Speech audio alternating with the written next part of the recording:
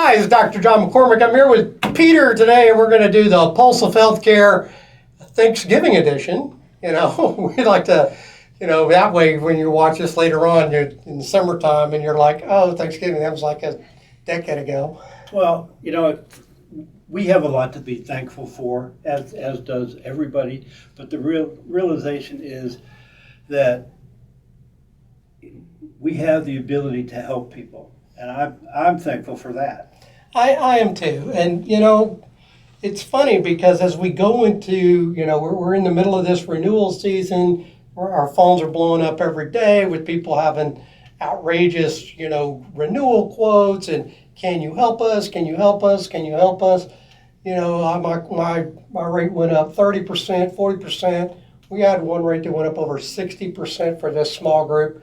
And I can't even imagine how do you manage a small business, try to provide benefits to your employers in the small group space when you're paying as much for health care as what most people are paying for mortgages. I mean, It's crazy. It is. I've seen quotes through friends of mine. Obviously, I live in an older community, and they're getting rates of $1,100. I know. And they're now starting to panic of I'm going to run out of money as I get older because I can't afford to pay $1,100 a month for health care for the next 5 years. Exactly. I mean, I did a renewal just last week with a group we have up in East Texas. And I'm just going to be real honest, they're a high utilizing group and things like that. They work with us pretty well, which has helped control their costs. They've had a couple of what we call bad years in a row. But even that group, we were looking at, what their actual spend was, what we were able to do with them, their integration with us. We've had them now we're going on our 4th year. For the first 3 years, they had no rate increase. This year, we increased their rate, a whole 2%. Yep. $30. They were happy. It was like $30, And, the question from the owner, which was a valid question, was, well, what's the market look like? So I showed him, I said, so here's the rates. Remember when we took you over 4 years ago and your quote you were looking at right there was in the $900 range per employee 4 years ago? Wow. I mean, I said they're high utilizers, right? And we brought them down significantly less than that, like $300 less than their quote, and maintained them. This year we said, we'll just add, maybe $30 more. All of that money goes directly to their claims fund to pay claims. We feel like that's probably going to mitigate that. But I showed him quotes from the major carriers in his areas for groups the same size. And you're exactly right, Peter. Those groups for deductible plans, I'm talking about $4,000 or $5,000 deductible, 80/20 co-insurance, $900 to $1,100. Oh, easy. I mean, for an employee. And for us, they got our platinum plan, no deductible, no co-insurance, copay only. So it's just the difference in plans and margins out there. And if you talk to people, they're like, well, that's what the market's doing. Well, how is that fair to an employer that's working to keep those costs down? Well, it's really prices being adjusted according to experience is one thing. Prices being adjusted to take advantage of the marketplace as far as prices going up, drugs going up, and using any excuse to build a case for why they're putting up 30%. It's not right. It's not fair. And Certainly. I've worked for some of those big companies, as you know, and I've seen the problems that they have. They are actually, in my estimation, and obviously I chose to work for a smaller company than a Nationwide or a Hartford, but the reality is they have as many problems and more problems than a smaller company does in meeting a customer's needs. And let's talk about that, because so that circles back to what I was talking about. Had a small group, they got the dispersed population, so a lot of remote workers and things like that. And they were asking me questions, and I was answering, like we always do. Yes, we can help you. We can certainly save you some money. Doesn't really matter where your person is. We can make sure that they get the kind of care that they need. And I say things like, in the history of our plan, no one has ever gone without the medical care that they need. No one. All right. In the history of our plan, no claim has ever gone unpaid. And then I'm getting, well, how many lives? You don't have 100,000 lives like Blue Cross does. Well, that's true. I don't have 100,000 lives in Texas like Blue Cross, or 200,000 or 250,000 or whatever they have, right? But I also don't have 27 cases of fraud. I don't have an antitrust lawsuit filed against me, and I've never not paid claims to the tune of 40% rejection like them either. Yeah. And an important part is you don't have to pay stockholders. I don't. And that becomes a big expense in the larger companies of the executive staffs, all the things that have to be done for shareholder communications, as an example. So you're saying that the shareholders are probably more of a priority than the actual person that needs the health care? Damn straight. Wow. What a wake-up call. Not really. But this is the kind of, you remember when we did that, I did that whole spiel on Stockholm Syndrome? This is all part of that Stockholm Syndrome. Yep. People so invested in these major carriers that they can't get out of their own way, and they just keep digging deeper and deeper and deeper into their pocket until they're bankrupt, because they're under some illusion that being with some, larger company or big company is somehow better. No, it's obviously people should be looking at, is this company financially responsible? Yes. I mean, that's. Well, How is there, what is the agreement itself? What do they cover and don't cover? That's what's important. Right. I mean, I just pulled some numbers just to kind of see. So in the healthcare space, right, in 2023, 79 of these major multi-million-dollar health plans went out of business. 79. In 2024, 57. On this year, we're already on track. There's 36 of them have filed for bankruptcy, here by the third quarter. Probably on track for another 50 plus that are going to go bankrupt.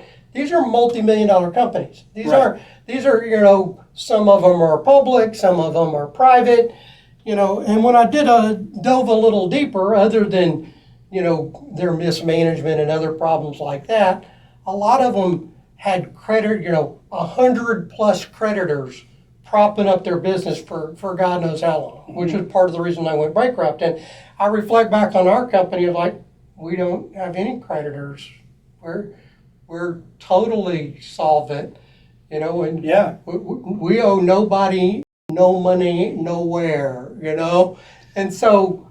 Maybe I get a little defensive, you can't take care of me. And I'm like, no, we can take care of you. We're probably one of the few companies in this small, medium, even large group space that is absolutely solvent and doesn't owe anybody anything. People have to readjust their thinking as to what they're looking for, and they have to be a little bit selfish about it and say, I don't want to do what everybody else does. I want to do what's best for me. And if they're going to do that, they're going to be over here with us. I think it's always what we talk about. We got to approach healthcare as a consumer like we approach everything else in life like a consumer. And if we're willing to close our eyes and hand money to somebody for the convenience of, I can go throw my card down anywhere and they take my plan, that's the whole, if you continue to do the same thing and expect different results, you're crazy. Never going to happen. You're crazy, right? So, okay, you might not be able to take our card and put it down anywhere and have them accept it. We don't want you to. Yeah. All right? Because if you do that, then your rates will be the same with us as they are with everybody else, because now we have to deal with all the unfair billing practices, the overcharging that's happening at all the facilities. We're just letting you wander around, and just drop money everywhere and not being a good fiduciary. We're your partner to help you spend in this very, very complex world. You've got to have somebody that's focused on your pocketbook. Well, we want to get them the best medical care and at the most reasonable price. But it's still about getting the best medical care. And, from what I've seen, differences after even being on both sides of the horse, so to speak, is we care.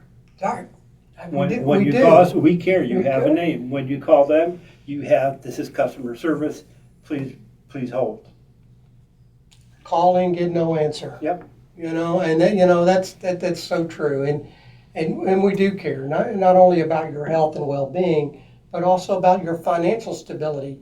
You personally, which is why we have plans with no deductibles and co-insurance, and you as a small company, because it doesn't do any good if the health care costs go up every year and the benefits go down to the point where now the employee is at risk and they're going to have a financial problem, or it gets so cost prohibitive that the employer drops health care altogether. Yeah. That's cost prohibitive from a retention standpoint. Or it gets so expensive that now they can't expand, they can't grow. They can, that means that they're not giving out a raise they might have given out. There's all kinds of knock-on effects to these rising costs that sometimes the employees don't know. They don't understand because they're not paying 100% of the freight. Right. They're paying some kind of shared cost, and sometimes they don't even actually know how much it costs. And I think it would be very valuable for employers to sit down and talk about and go, look, this is how much we're really spending. Yeah, I've actually seen a sheet that people had when they were offering a job and saying, this is what the benefit coverage is, this is what it's worth. So people have a realization of, the company's putting out a hell of a lot more money than they're paying me to have me work here. And they just don't know it. It's 35% plus whatever their salary might be is they're paying for benefits. And the employee doesn't know it. It's tragic. Yeah. It's tragic. I think there's an opportunity for employers to collaborate with their employees and then in turn collaborate with the plan. And so many plans out there don't have that relationship. Plans are painted as, in the media and the marketplace, as the bad guy. We're the bad guy because, we say no. Well, sometimes we have to say no because, like we always say, we don't say no, we say not that way. Sometimes we're not saying no, we're saying that's not the right way to go about that. Right. And we understand at the same time that if you're having some kind of medical concern, whatever it is, small, medium, or even large, right? To you, that's the whole world. You don't have any problem until you have a health problem, right? And when you have a health problem, that's all the problem you have.